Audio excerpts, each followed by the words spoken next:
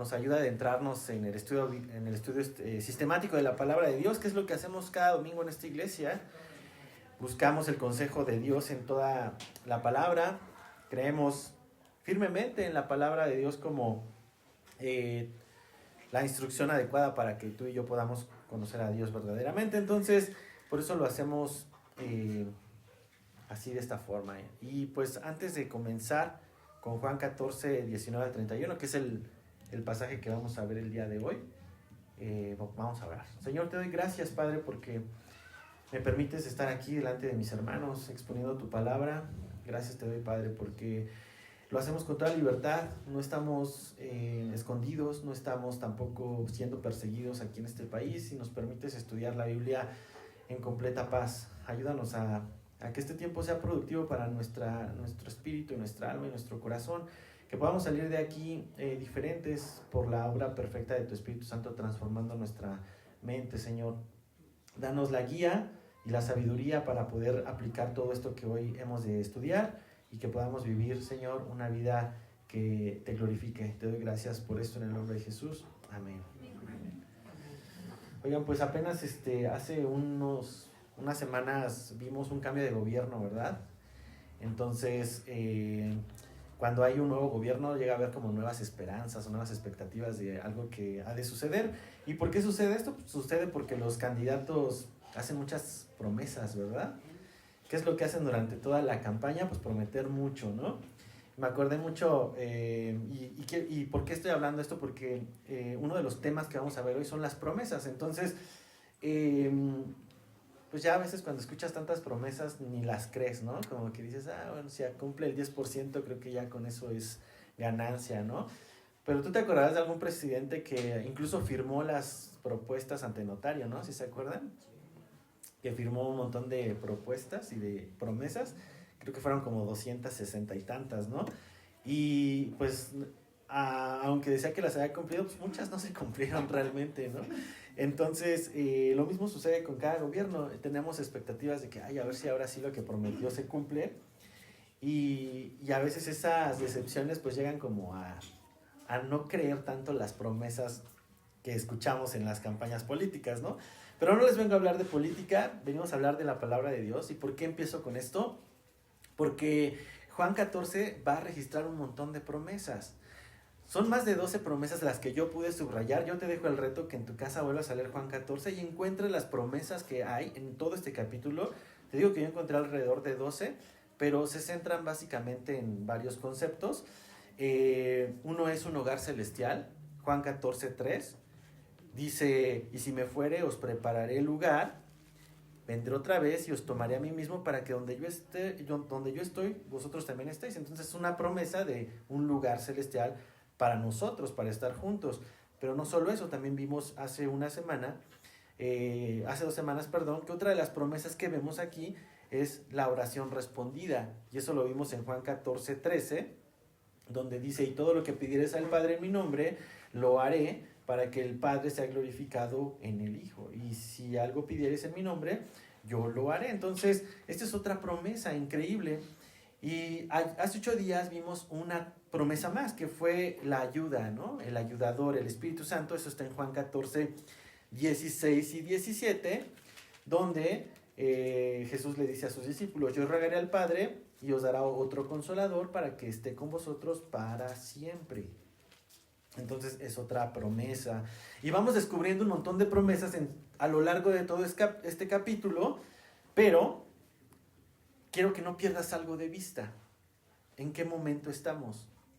Porque estas promesas que Jesús hace, no se las hizo a toda la multitud, a los 5,000, no se las hizo en el atrio del templo, se las está haciendo a un grupo de 11 personas, 11 hombres, 11 discípulos que están cercanos a él en un momento muy íntimo, que es en esta cena, en este momento de la cena de lavado de pies, donde está solo con sus discípulos. Entonces, estas promesas no están al azar, están dentro de un momento, y esto es importante porque este momento íntimo nos habla de una comunión, de una relación. Entonces, estas promesas no aplican para todos los que han escuchado sobre Jesús. Estas promesas aplican para los que tienen una relación íntima con Jesús. Entonces, ¿no aplican para el mundo?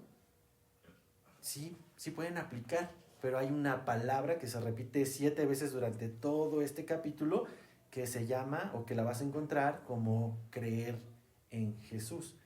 Juan 14:12, ahí mismo dice: de cierto os digo, el que en mí cree, las obras que yo hago, él las hará también, y aún mayores, porque yo voy al Padre. Entonces, todo este núcleo o esta relación que tiene Jesús con sus discípulos está basado en la fe, en creer en Jesús. Entonces, la respuesta a la pregunta de esto no aplica para todos, pues más bien es: estas increíbles promesas son para quienes han confiado en la buena noticia de Jesús y ahora son llamados sus hijos, sus discípulos, los suyos. ¿Y por qué te digo esto? Porque podrías decir: uy, pero pues yo no estoy también con el Señor y quizás esto no me va a aplicar. No, claro que sí puede aplicar para ti siempre que tú decidas abrir tu corazón y creer en Él. Entonces, ¿por qué te digo esto? ¿Por qué aplica solo para los hijos y no para los que no son hijos? Parecería ser como muy excluyente parte de este mensaje, pero no lo es, al contrario. Y te voy a poner un ejemplo para que quizás lo entiendas muy bien. Tú le puedes prometer mucho a un sobrino que amas mucho, ¿no? Pero también puedes prometerle muchas cosas a tu hijo. La probabilidad de que cumplas tus promesas con tu sobrino son mucho menores que las que cumples o puedes cumplir con tus hijos. ¿Por qué? Porque si el día de mañana tu hermano, tu hermana se va del país o ya no va a vivir cerca de ti, pues todas las promesas que le hiciste a tu sobrino pues dependen de que esté cerca. Si no está cerca, tú no puedes cumplir tus promesas. Pero con tus hijos no es así. Tus hijos siempre van a estar a tu lado mientras tú estés criándolos, ¿no? Estés atendiéndolos. Entonces, para los que son hijos, la seguridad de que estas promesas son reales y que son verdaderas es mucho mayor de alguien que solamente escucha, pero no está cerca de Jesús. Y espero que me esté explicando bien en esto. Estar cerca con Jesús es lo que estaba pasando con estos 11 hombres. Ahora, muchos son atraídos por estas promesas. Esto es una realidad, ¿no? Tú pides en el nombre de Jesús y todo lo que pidas, dice la palabra, que será hecho. ¿Aplica para cualquier persona? Creo que estamos entendiendo que no, ¿verdad?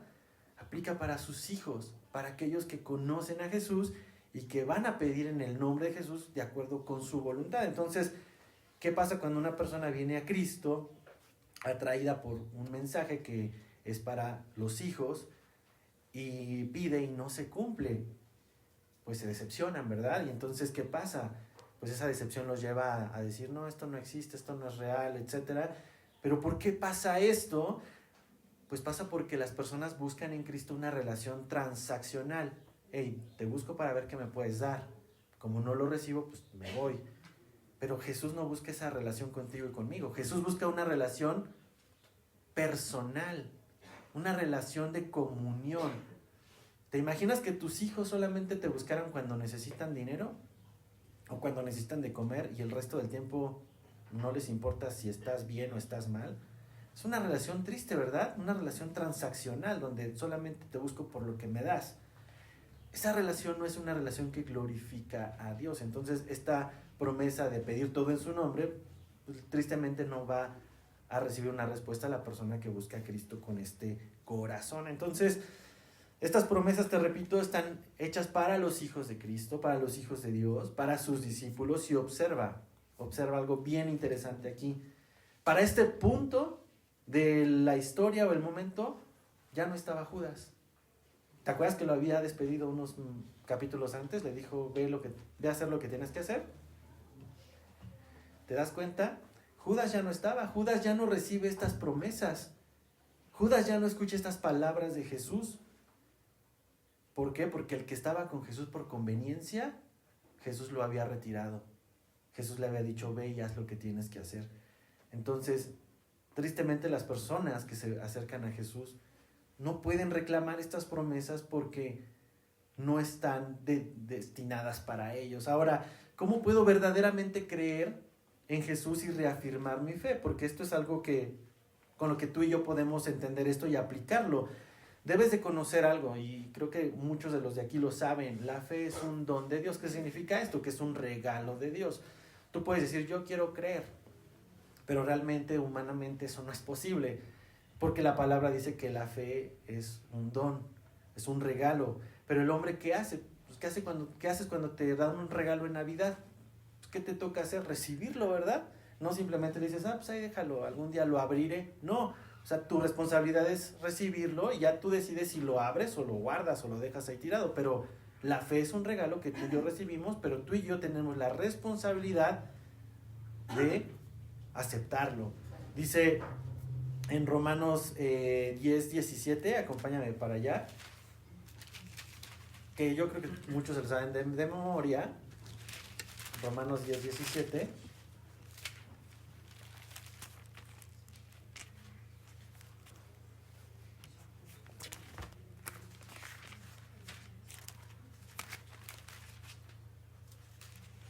Aquí viene la parte con la que tú y yo podemos descansar. Dice, así que la fe es por el oír, y el oír por la palabra de Dios. Entonces, si tú dices, yo no tengo una fe firme, no te preocupes, no todos la tenemos igual. O mi fe a veces flaquea y se debilita, no te preocupes, es un regalo de Dios. No depende de tus fuerzas, no depende de lo bien que tú lo hagas, depende de lo que Dios ya hizo. Pero aquí nos dice en este apartado, así que la fe va a venir porque tú estés oyendo. ¿Y oyendo qué? La palabra de Dios. Y esto es lo que hacemos cada domingo al abrir su palabra y exponerla a la congregación, o cuando la estudias tú en tu casa, o cuando la meditas, o cuando la pones en un audio en tu casa.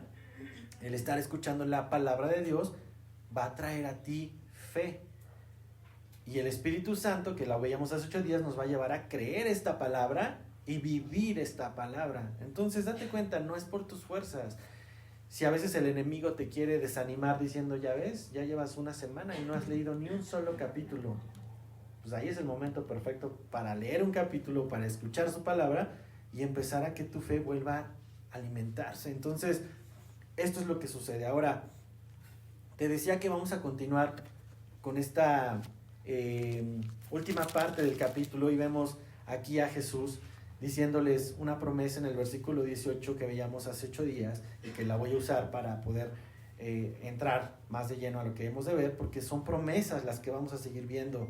Dice, no los dejaré huérfanos, vendré a vosotros. Y luego dice en el 19, todavía un poco y el mundo no me verá más, pero vosotros me veréis, porque yo vivo, vosotros también viviréis. No los dejaré huérfanos. Y esto es algo que imagínate, o sea, estos discípulos estaban todos acongojados porque Jesús ya les dijo que se iba a ir, que se iba a morir y que no iba a estar con ellos, que iba al lugar donde él tenía que ir, pues ellos no lo podían seguir, ¿no? Y ese sentimiento de orfandad estaba agobiando su corazón. Por eso en el primer versículo del capítulo 14 les dice, no se turbe vuestro corazón. Pero esto es natural, mis hermanos, el abandono, la incertidumbre, el desamparo que deja la orfandad. Creo que todos como padres tenemos miedo de que si algo nos pasara o nos muriéramos, ¿qué va a ser de nuestros hijos, no? Y es natural tener esa incertidumbre. Y lo mismo con los hijos. ¿Qué pasa con los hijos que pierden a sus padres? Existe un aislamiento, una ansiedad, y la sostenibilidad está en duda, ¿verdad? Porque ya no hay una seguridad de un padre atendiendo las necesidades de los hijos. Entonces, esto era el ambiente que estaba pasando aquí. Ellos tenían esa aflicción, ese corazón turbado. Por eso les dice, no los voy a dejar huérfanos, voy a regresar, voy a estar con ustedes. Y les dice, todavía un poco. Esto significa que sería temporal. ¿Por qué? Porque dice, vendré de nuevo. Los voy a dejar un poco, pero vendré de nuevo. Y ahora, fíjate cómo va a regresar. Dice, todavía un poco y el mundo no me verá más, pero vosotros me veréis, porque yo vivo, vosotros también viviréis. Entonces hace un contraste, como podemos ver aquí, quiénes lo van a ver y quiénes no lo van a ver. Dice, el mundo no me podrá ver. ¿Por qué? porque el mundo no me podrá ver. ¿Y a quién se refiere como el mundo? Se refiere a todo este concepto que es contrario al mensaje de Cristo. El mundo son aquellos que rechazan su mensaje y ellos no podrán verlo, no podrán ver su regreso. Pero les dice, pero ustedes que me conocen, ustedes que son mis hijos, sí me verán. Y esto se cumple en el capítulo 20 y 21, más adelante lo vamos a ver cuando Jesús se aparece resucitado. Ya no se apareció en una sinagoga, ya no se apareció en los atrios del templo, ni tampoco se apareció en una de las fiestas, se apareció solo a sus discípulos. Y esto, mis hermanos, ¿qué nos dice o a dónde nos lleva? Nos lleva a la promesa que dice, porque yo vivo, porque yo estoy resucitado, ustedes también vivirán. ¿Pero por qué dijo esto? Pues está hablando con gente viva, ¿no? Si cuando tú lees esto dices, pues están vivos, o les está hablando a los muertitos, o ¿por qué les dice esto, no? ¿Por qué dijo si eran personas vivas? Porque tú sabes, mi hermano, que dice la palabra de Dios que nosotros estábamos muertos en nuestros delitos, ¿verdad? Y en nuestros pecados. Entonces, la resurrección de Jesús te da la garantía a ti y a mí de que si nosotros, tú y yo, podemos conocerle y verle, tenemos la certeza de vida, pero no una vida en esta tierra, no de, pues sí me iba a morir a los 60, ahora a los 70. No, no se refiere a eso, se refiere a una vida nueva, viejo hombre despojado, y una vida eterna. Esta es la vida que promete Jesús. Ahora, en Juan 11:25, él se lo dijo a una de sus amigas, se lo dijo a Marta, y le declaró, Jesús, yo soy la resurrección y la vida. El que cree en mí, aunque esté muerto, vivirá. Y esa es la declaración que Jesús hace antes de morir. Ahora, piensa en esto. Sus discípulos, cuando están escuchando esto, pues siguen viendo a un Jesús que no ha muerto ni ha resucitado. Entonces, para ellos puede ser como, pues no te entiendo, ¿a qué te refieres? Pero Jesús les está declarando que en él habrá una vida. Y se los demostró después de la cruz. Ahora, versículo 20, vemos que continúa diciéndoles, en aquel día, ¿cuál día? En aquel día cuando él se reencuentre con sus discípulos, dice, vosotros conoceréis que yo estoy en mi Padre y vosotros en mí y yo en vosotros. Y aquí parece como un trabalenguas, ¿no?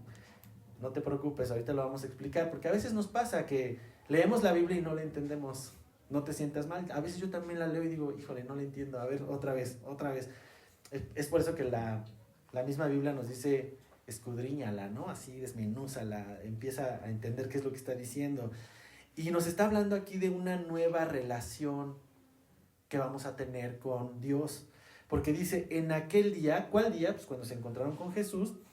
¿Qué va a pasar? Dice que conoceremos una vida de relación con Dios. Porque dice que conocerán que yo estoy en mi Padre, una relación, Jesús y el Padre, y vosotros en mí, una relación, Jesús y tú, Jesús y yo, y una relación de Jesús en nosotros.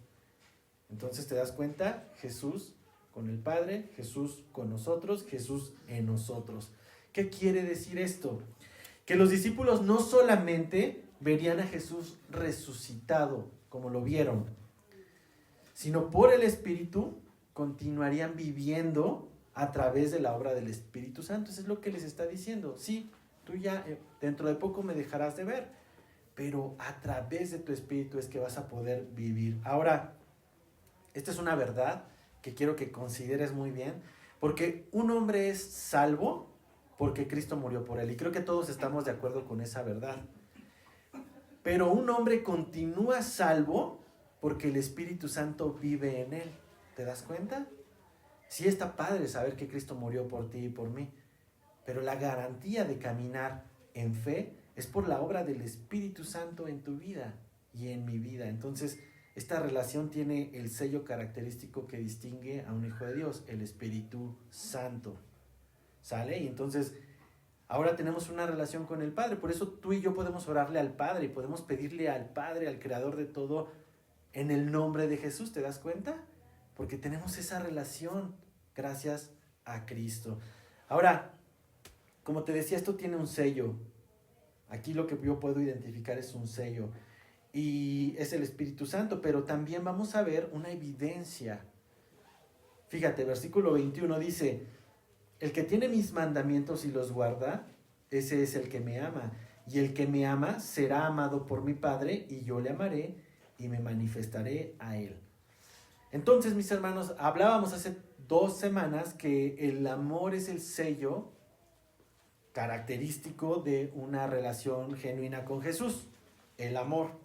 Y hablábamos que el amor natural, pues no prevalece ante muchas pruebas. Pero el amor de Cristo sí. Y ese amor viene del Espíritu Santo, es el fruto del Espíritu. Entonces, ¿qué es lo que da certidumbre a un producto de alto valor? Vamos a hablar de a lo mejor un anillo, o a lo mejor de un alimento de muchos años de añejamiento. ¿Qué es lo que normalmente vienen en esos productos? ¿Qué reciben? Un certificado, ¿no? Un sello, una fe, una prueba, ¿no? Un sello de garantía, ¿no? Y eso te da la fe de que lo que estás comprando es genuino o es algo verdaderamente original, ¿no? Pero ¿qué es primero? ¿Qué producen primero? ¿El sello o el producto? ¿Verdad? Tiene una lógica. El sello realmente es un respaldo de... Primero se produce el producto, primero existe el producto y después alguien da fe de esto. Bueno, el amor es así, el amor hacia Dios es igual. Amar a Jesús no es una condición, no es una condición, es una evidencia. Amar a Jesús es la respuesta o es la consecuencia de haber creído en Él. Tú no puedes primero, déjame explicártelo, no puedes primero tener amor sin creer en Jesús. Es como querer tener primero una evidencia sin tener el producto, ¿no? Tomando este ejemplo. Ahora, esto es algo como que ya habíamos escuchado. Ya lo habíamos escuchado y lo había dicho Jesús en el versículo 15. Dice, si me amáis, guardad mis mandamientos. Y aquí lo vuelve a presentar desde otra perspectiva. El que tiene mis mandamientos y los guarda, ese es el que me ama. Y fíjate, no es tienes que obedecerme para amarme. Esa no es la lógica. La lógica es obedezco porque le amo. Ese es el amor lógico, el amor que no es forzado, el amor de Corintios 13. Ahora, esa es la consecuencia y su amor no será abandonado. Dice aquí la palabra que el que me ama será amado por mi Padre, versículo 21. ¿Qué nos dice esto? Que es un amor correspondido. Y dice, y yo le amaré y me manifestaré a él. ¿Te das cuenta? Otra promesa. Mi Padre te amará, yo te amaré y también me manifestaré a ti.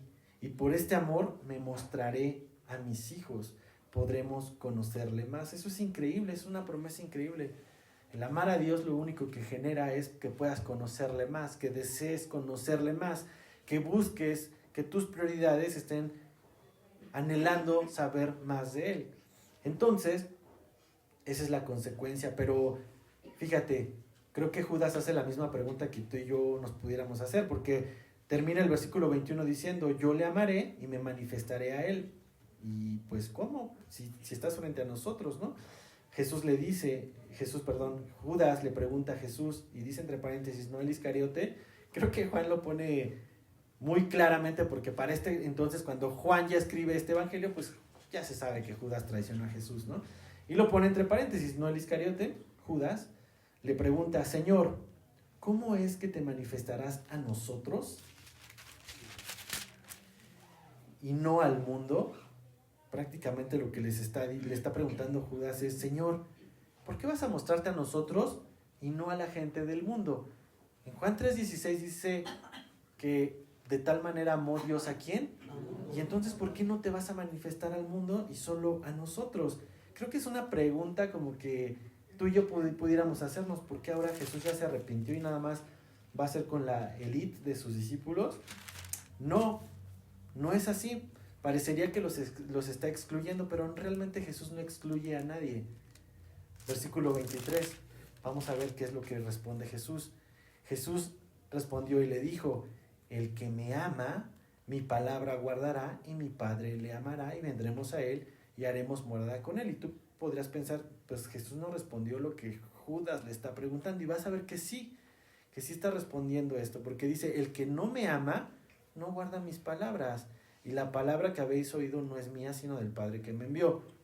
Ahora, la respuesta que aquí está dando Jesús está hablando de una relación que solamente el discípulo puede experimentar. Jesús solamente se puede mostrar a quien ha decidido seguirle, quien ha decidido guardar sus mandamientos, quien ha decidido conocerle. Entonces, no es que Jesús no quiera mostrarse a los demás, sino más bien es, Jesús se va a mostrar en la medida de tu relación y tu conocimiento sobre él. Ahora, Jesús sería revelado a y entre los discípulos a través de tres cosas. Uno es el amor, otro es la obediencia y otro es la unión del Padre con el Hijo. Esas son las tres variables de una relación que se muestra.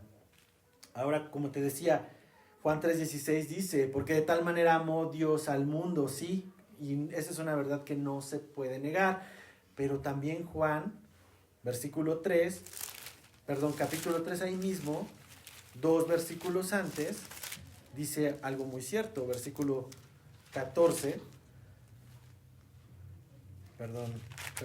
versículo 19, mi letra aquí media fea, versículo 19 de Juan 3, nos dice por qué el mundo no puede conocerle, porque dice, y esta es la condenación, que la luz vino al mundo, ¿ok? Ahí estamos todos de acuerdo, pero ¿qué pasa?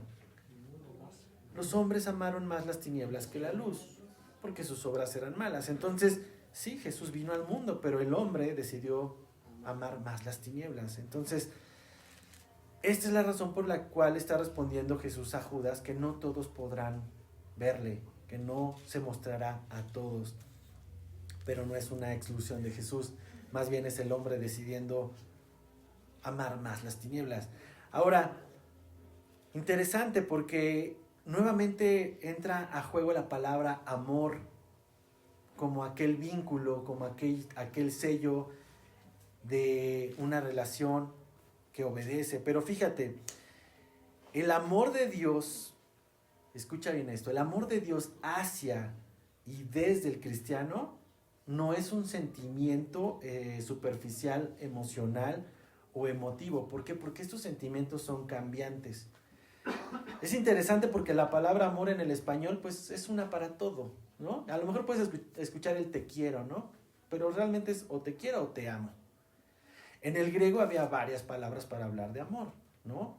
Diferentes significados, diferentes palabras. Y uno de esos términos es el amor ágape, que muchos de ustedes lo conocen. Es ese amor incondicional, es ese amor que no depende de quién lo recibe, sino de quién lo da. Ahora, la palabra amor o amo hoy en día está súper mal valorada, ¿no? Hoy tú puedes decir amo un café, amo ese café, ¿no? O amo a mi perro, o amo, no sé, amo esa música. O, puedes decir que amas cualquier cosa, pero el día de mañana, pues ya, ese amor, ¿qué pasó? Pues cambió, ¿no? Es cambiante, es un amor emotivo, es un amor superficial. Ese no es el amor que está hablando aquí el Señor. El amor que habla aquí el Señor es un amor ágape que impulsa nuestras voluntades. Esa es la diferencia. El amor de Dios impulsa tu vida, impulsa nuestra voluntad para dejar de amarnos a nosotros, para amarlo a Él. Y entonces, ¿qué sucede? Se vuelve en acciones.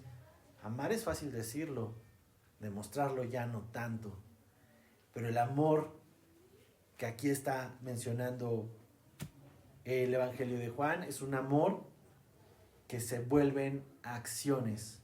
Y esas acciones es en guardar sus mandamientos, obedecer sus mandamientos. Primera de Corintios 13 lo dice, no vamos a ir allá por tiempo, pero puedes tú ahondar más y puedes ver la radiografía del amor de Dios. Pero ¿cómo puedo estar seguro que amo a Dios? Bueno, la palabra nos guía, la palabra nos instruye, la palabra nos enseña, nos corrige. Entonces no te preocupes, todos necesitamos estar recordando cuál es el amor de Dios porque se nos olvida.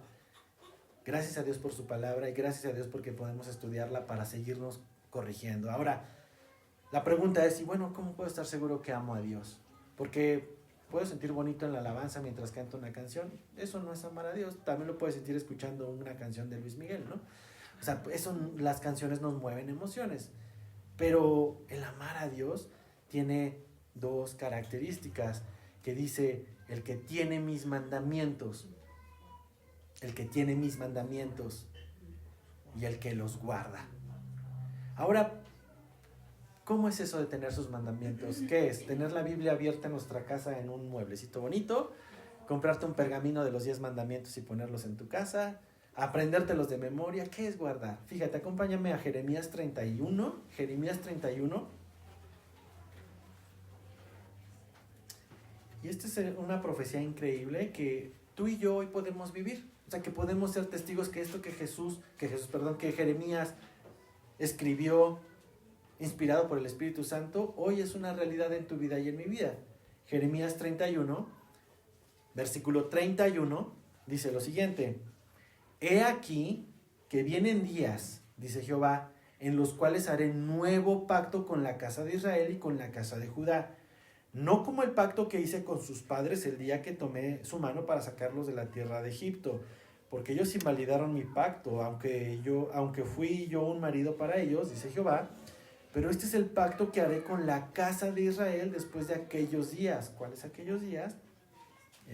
Después de los días de Jesús. Dice Jehová, daré mi ley. ¿En dónde? En su mente. ¿Y dónde la va a escribir? En su corazón. Y yo seré a ellos por Dios y ellos me serán por pueblo. Eso es tener los mandamientos en tu mente y en tu corazón. A veces solo se queda en la mente. Estos 25 centímetros de aquí a acá son los más difíciles del tramo. Bajar al corazón, porque en el corazón la voluntad es impulsada para obedecerle. Muchos se saben la Biblia de memoria, muchos estudian la Biblia por mucho tiempo, pero no baja. Y cuando no baja, no vive, no actúa, no tiene acción. Entonces, por eso el segundo componente es guardarlos. ¿Qué significa guardar? Meterlos en un cajón, esconderlos con llave en tu corazón. No se refiere a eso. Les voy a leer en otra traducción lo que dice este versículo, es la Nueva Biblia de las Américas. Dice, el que hace suyo mis mandamientos y los obedece. Guardar es obedecer. Dice, ese es el que me ama, y al que me ama, mi Padre lo amará, y yo también lo amaré y me mostraré a él. Y unos capítulos, otro versículo, el 23, dice, Jesús le contestó, el que me ama, obedece mi palabra, por eso Dios lo amará y vendremos a vivir con él. Entonces, creo que queda bastante claro, mi hermano, que el amor de Dios nos impulsa a obedecerlo. El amor hacia Dios nos impulsa nuestra voluntad de vivir lo que sabemos, de vivir lo que creemos. Ahora, tristemente, y esto es peligroso, saber mucho de la Biblia no te garantiza que amas a Dios. Definitivamente. De hecho, envanece. De hecho, genera un problema, porque te acuerdas de los maestros fariseos, ¿no? Se sentían superiores. ¿Por qué? Porque conocían mucho de Dios, pero no conocían a Dios. Pero la Biblia misma nos dice que mientras el conocimiento envanece, ¿el amor qué? Edifica. Vivir las instrucciones de Jesús en la Biblia son la evidencia, y eso edifica, la evidencia de amor. Entonces, podemos pedirle al Señor que nos ayude con esto, que nos ayude a guardar su palabra para amarle verdaderamente y poder vivir lo que su palabra nos dice. Entonces, en resumen de estos versículos, que parece que Jesús ha sido redundante desde el versículo 15, lo dijo en el versículo 15, lo dijo en el versículo 21, lo vuelve a repetir en el versículo 23 y 24. Parece que Jesús es redundante, pero creo que quiere decirnos algo, ¿no? Lo que Jesús está diciendo es, donde se muestra el amor y la obediencia, la presencia de Dios y de Cristo se manifiesta. El Padre y el Hijo juntos hacen morada en cada hijo. Entonces, ese amor es el sello, mis hermanos. Ese es el sello de garantía que tú y yo podemos tener de ser verdaderamente hijos de Dios. Ahora, me encanta la empatía de Jesús aquí. Es increíble cómo Jesús sabía lo que iba a pasar. ¿Por qué? Porque también Él fue carne y también sabe tu debilidad y mi debilidad. Por eso en el versículo 25 dice: os he dicho estas cosas estando con vosotros, mas el Consolador, el Espíritu Santo, a quien el Padre enviará en mi nombre, Él os ¿qué? Enseñará todas las cosas y también ¿qué? Os recordará todo lo que he dicho. Esto que les estoy diciendo, le dice Jesús a sus discípulos, yo sé que se van a olvidar de ello. Yo sé que lo que viene, lo que va a pasar en 2 días, que me van a arrestar, me van a golpear, me van a crucificar. Esto va a hacer que se les olvide. Pero no se preocupen. Dice, mas el Consolador, ¿te acuerdas que lo vimos hace 8 días? El Consolador, la palabra en griego que es parakletos, que después dije, no se los expliqué hace 8 días, pero la palabra parakletos se compone de 2 vocablos o 2 términos griegos, que es para, lo que significa junto a, para, y kaleo, que significa llamado. Entonces es alguien llamado para ayudarte, alguien junto a ti para ayudarte. Entonces dice Jesús, más el paracletos, más tu ayudador, más el que va a estar al lado de ti. ¿Quién? El Espíritu Santo, a quien el Padre enviará en mi nombre. Él te va a 2 cosas, a enseñar y te va a recordar, porque se te olvida esto, todo lo que he dicho. Entonces el Espíritu Santo, que el Padre enviará en mi nombre, ¿te das cuenta? Las 3 personas de Dios obrando a favor del creyente. ¿Cómo nos ayuda el Espíritu Santo? ¿Cómo es nuestro ayudador? Bueno, enseñando y recordando, lo acabamos de ver. ¿Qué significa esto? Significa que la obra del Espíritu sería una obra de continuación de Jesús. Jesús no acababa su ministerio al resucitar e irse. Tenía una continuidad, y esta continuidad sería a través de su enseñanza y de su recordatorio que haría el Espíritu Santo. ¿Cuántos años invertimos en una carrera? 5 años en promedio, 3 años, y por ejemplo Pepe va a invertir muchos años más todavía con su especialidad. ¿Cuánto? Igual George, 8 años, 9 años. Creo que los doctores nunca dejan de estudiar, es increíble, ¿verdad? Pero ¿se acuerdan de lo que vieron en la prepa? ¿Se acuerdan? Alguien de aquí puede decir, me acuerdo del 100% de lo que vi en la prepa, me acuerdo del 80% de lo que vi en la carrera. Es más, ¿te acuerdas de cómo estabas vestido el lunes pasado? ¿O te acuerdas qué comiste hace 15 días? No, ¿verdad? Necesitas como que recordar. ¿Por qué? Porque nuestra mente olvida muchas cosas, es natural. Entonces, ¿quién se acuerda de todo esto? Pues bueno, creo que muy pocos, ¿no? Creo que René sí, René tiene una mente increíble de recordar, pero la mayoría nos olvidamos, ¿no? Entonces dice Jesús, yo les voy a mandar a alguien que les va a recordar todo esto, pero no solo eso, también se los va a enseñar. Ahora, advertencia aquí, y es una rama, ¿no? No me voy, nada más quiero como hacer puntualizar esto. El Espíritu Santo, mis hermanos, no borra la enseñanza de Jesús. Aunque aquí dice que viene a enseñar, el Espíritu Santo no prescinde de las enseñanzas de Jesús, ni tampoco las nulifica. La enseñanza de Jesús es recordada. ¿Por qué es peligroso esto? Porque muchas religiones y muchos falsos profetas se han levantado diciendo, tengo una nueva revelación, el Espíritu me ha revelado, tengo una nueva visión, el Espíritu me ha dicho. Nuevas profecías, nuevas visiones, nuevas revelaciones. Eso no es bíblico, mis hermanos.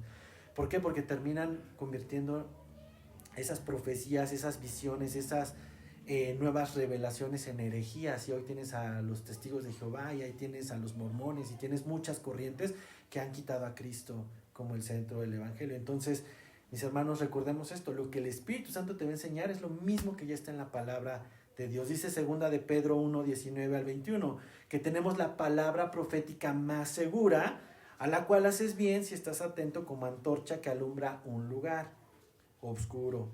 Y luego más adelante dice, porque nunca la profecía fue atraída por voluntad humana, sino que los santos hombres de Dios hablaron inspirados por el Espíritu Santo. ¿Sale? Entonces, ¿qué pasa después de este momento? La Biblia, como tú la conoces, pues no existía en este momento que estamos viendo, no existía la Biblia como tú la ves cuando Jesús está hablando con sus discípulos.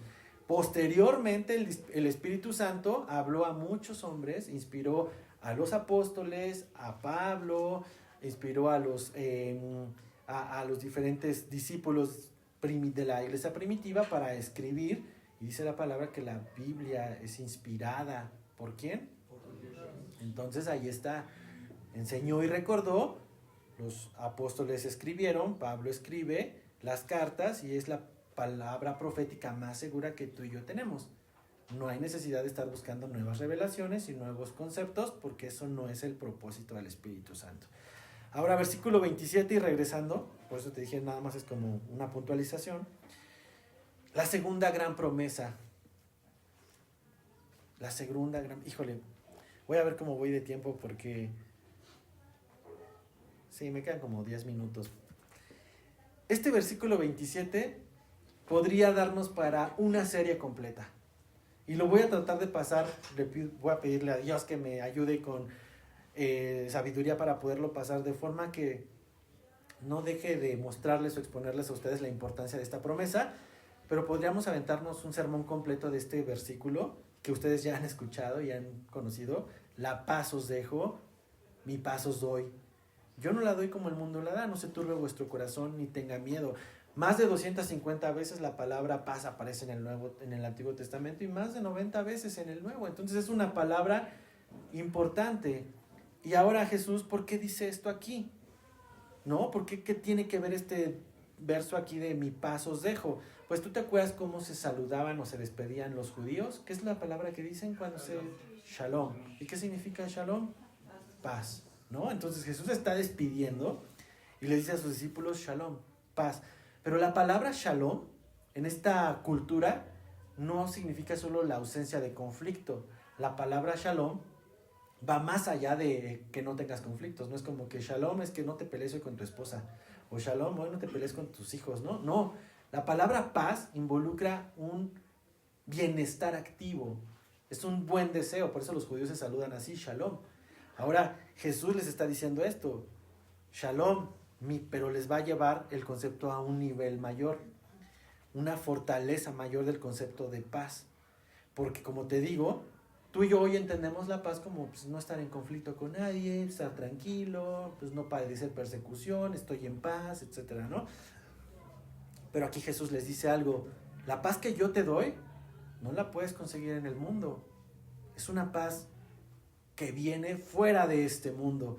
Y la paz de este mundo está asociada a condiciones. Pues, ¿qué tan gorda es tu cuenta del banco? ¿Qué tan reciente es tu vehículo? ¿Qué tan buena salud tienes, verdad? Está basada en condiciones. Yo puedo tener paz que este mundo me da basado en lo que veo, en lo que tengo o en lo que puedo hacer. Pero la paz de Dios no es así. La paz de Dios está basada en el origen, en quién proviene. Y dice Jesús, es mi paz. Y esto me vuela la cabeza porque la paz de Jesús solo puedes dar algo que posees. Jesús solo podía dar algo que poseía. Y estamos a horas de que Él sea arrestado y horas de que Él sea golpeado y horas de que sea crucificado. Y sin importar eso, a pesar de que Jesús sabía lo que había de venir, les dice, mi paz se las doy. ¿Qué tipo de paz es esta? Me empieza a generar aquí un montón de dudas, ¿no? ¿Qué tipo de paz es esta? Entonces, dice en la Nueva Traducción Viviente, les dejo un regalo, paz en la mente y en el corazón. Y la paz que yo les doy es un regalo que el mundo no les puede dar. Así que no se angustien ni tengan miedo. Como te decía hace ratito, la paz del mundo es superficial. ¿Por qué? Porque está basada en las circunstancias o en las condiciones. Si se acaba... Si te chocan tu auto o si se meten a tu casa, bueno, pues tu paz se fue, se esfumó. Si tu cuenta del banco se vacía por aquí, X o Y razón, tu paz se esfumó, pero la paz de Dios es profunda. ¿Por qué? Porque no se da en lo físico, se da en el corazón. Es lo que estamos viendo. Ahora, la paz que el mundo ofrece es una paz temporal. ¿Qué quiere decir esto? Que tiene su fecha de caducidad, nada es para siempre. Pero la paz de Dios es continua. Isaías, anótalo si quieres ahí, Isaías 26:3, dice, tú guardarás en completa paz a aquel cuyo pensamiento en ti persevera, porque en ti ha confiado. Es una paz completa, un solo bloque. Pero aquí dice que para quienes en Él perseveran y confían. Empezamos a ver los componentes de esta paz. Ahora también es una paz que dice Filipenses 4, 6 y 7. Por nada estéis afanosos, sino sean conocidas vuestras peticiones delante de Dios en toda oración y ruego, con acción de gracias, y la paz de Dios, que sobrepasa tu entendimiento, guardará tu corazón y tu pensamiento en Cristo. Es una paz continua, es una paz completa. El mundo puede hablar de paz mental, claro, y te dicen lo que tienes que hacer para superar y tener esa paz. Pero ¿qué pasa el día de mañana? Vuelve otra vez la aflicción, vuelve otra vez la ansiedad. Pero la paz espiritual no es así, mis hermanos. La paz espiritual depende de Jesús, que ya lo hizo. Ahora, déjame redondear todo esto. Con esta paz que viene de Jesús, tú y yo podemos confiar en su voluntad. Si tú y yo llenamos nuestro corazón de la paz de Jesús, pues ya no queda espacio para la aflicción y el miedo. ¿Por qué? Porque está lleno y está permaneciendo y está siendo constante en escuchar y recordar sus palabras. Pero ahora, la paz de Dios no significa que no vas a tener problemas. Quiero dejar bien claro esto. ¿Por qué? Porque Jesús horas después iba a ir a la cruz. La paz de Dios involucra que has de pasar por pruebas. Tú y yo estamos en un mundo caído siendo hombres caídos. Entonces lo que puedes esperar no es paz, es conflicto, es guerra. Cada vez que un hombre nace, en su maleta trae un apartado de conflictos, problemas, aflicciones, enfermedades y todo lo que le quieras poner. Jesús no te dice, bueno, mi paz te va a excluir de eso. No. La paz de Jesús nos lleva a que vamos a pasar por ese camino de sombra y de muerte. ¿Y qué va a pasar? Él está contigo y tu corazón no temerá. Ahora, ¿cómo sucede esto? Sucede porque conoces a Dios y Él te conoce a ti. Si tú vas a un cajero de un banco que no tienes una cuenta y tratas de sacar dinero, ¿qué va a pasar? Pues no vas a obtener nada, ¿verdad? ¿Por qué? Porque ni el banco te conoce ni tú eres parte de ese banco. Pero ¿qué pasa cuando vas a un cajero que saben quién eres, que tienes una tarjeta, que te conocen y tú lo conoces y metes tu tarjeta al cajero? ¿Qué vas a recibir? Pues vas a recibir tu dinero. Lo mismo pasa con la paz, mis hermanos. Si tú no conoces a Dios, no puedes ir y sacar paz de un cajero donde no te conocen ni tú conoces. La paz de Dios está ligada al conocimiento y a la perseverancia de nuestra comunión con Dios. Ahora, te digo que hay mucho contenido para hablar de la paz. En verdad dije, no sé si sacarlo de la predicación y hablarlo, pero quería ver y quería mostrarles estas dos promesas porque pues son parte de este mismo capítulo. Yo creo que algún día podríamos hablar de solo el versículo 27. Y me gustaría, traigo muchos textos aquí, pero por tiempo ya no va a ser posible. Pero déjame cerrar con esto. ¿Cómo puedo yo tener paz? La Biblia es muy clara y nos va a decir, con fe en Dios. ¿Qué quiere decir? Cree en Dios, conoce a Dios, conoce al Hijo, y al recibir la promesa del Espíritu Santo, vas a poder vivir su palabra. Si tú quieres vivir su palabra sin el Espíritu Santo, déjame decirte que vas a fracasar. Pero si tú que estás queriendo conocer a Dios, la voluntad, ayudado por el Espíritu Santo, vas a vivir su palabra. Y entonces vamos a poder tener un corazón tranquilo en medio de una vida turbada. Esa es la promesa. Lee en tu casa el Salmo 119, versículos 161 al 168. Es increíble también lo que dice ahí el salmista y que viene a reforzar esto. Entonces, mis hermanos, estas promesas no son para todos, son para los que están cerca de Jesús. No fueron promesas de reducción de problemas, pero es una promesa del aumento de tu conocimiento y mi conocimiento en Él en medio de las pruebas. Versículo 28 para terminar. Les dice, habéis oído que yo os he dicho, voy y vengo a vosotros. Si me amarais, os habrías regocijado, porque he dicho que voy al Padre, porque el Padre mayor es que yo. y ahora os lo he dicho antes de que suceda, para que cuando suceda creas. No hablaré ya mucho con vosotros, porque viene el príncipe de este mundo y él nada tiene en mí, mas para que el mundo conozca que amo al Padre, y como el Padre me mandó, así hago. Levantaos, vámonos de aquí. Entonces prácticamente Jesús ya les está diciendo que el momento ha terminado, que es hora de irse, y les dice que, ya les dijo hacia dónde va, y les ha dicho, si tú me amaras te daría gusto, porque voy al Padre y pues vamos a tener una relación ya no al lado.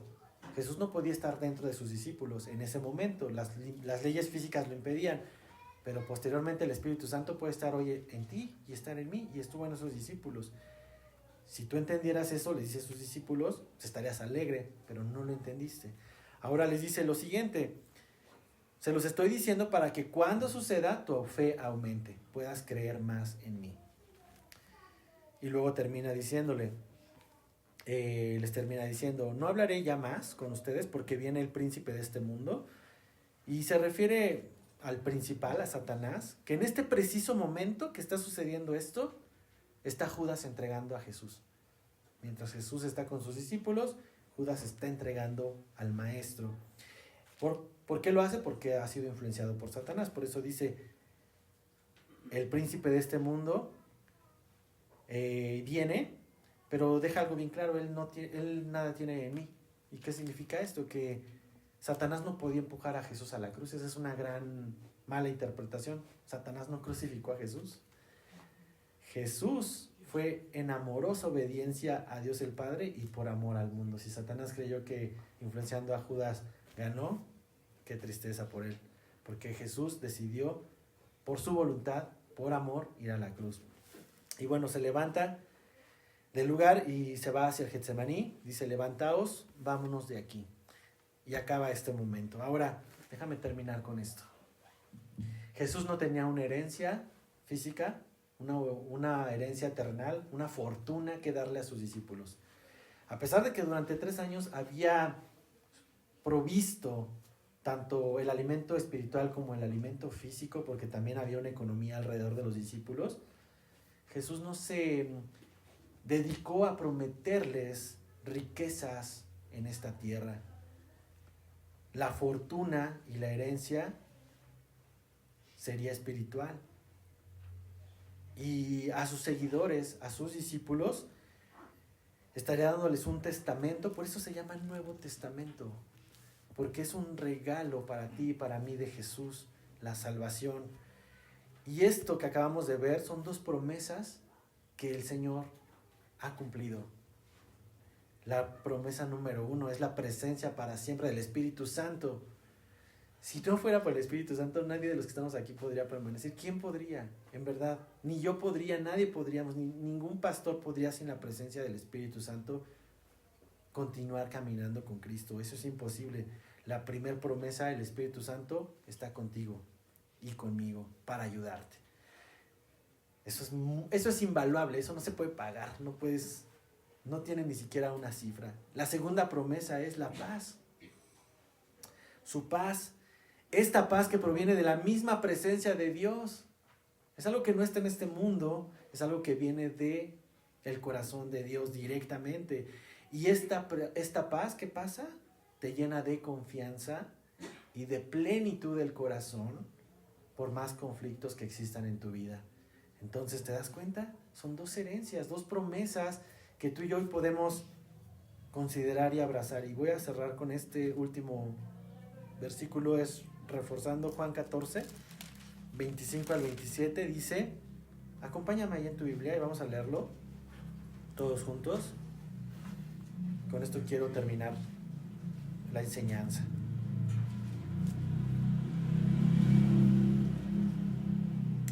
Dice así, os he dicho estas cosas estando con vosotros, mas el Consolador, el Espíritu Santo, a quien el Padre enviará en mi nombre, Él te enseñará, a ti José, a ti Marga, a ti Alfredo, a ti Juan, ponle tu nombre. El Espíritu Santo te enseñará todas estas cosas, pero también te las recordará todo lo que Él nos ha dicho.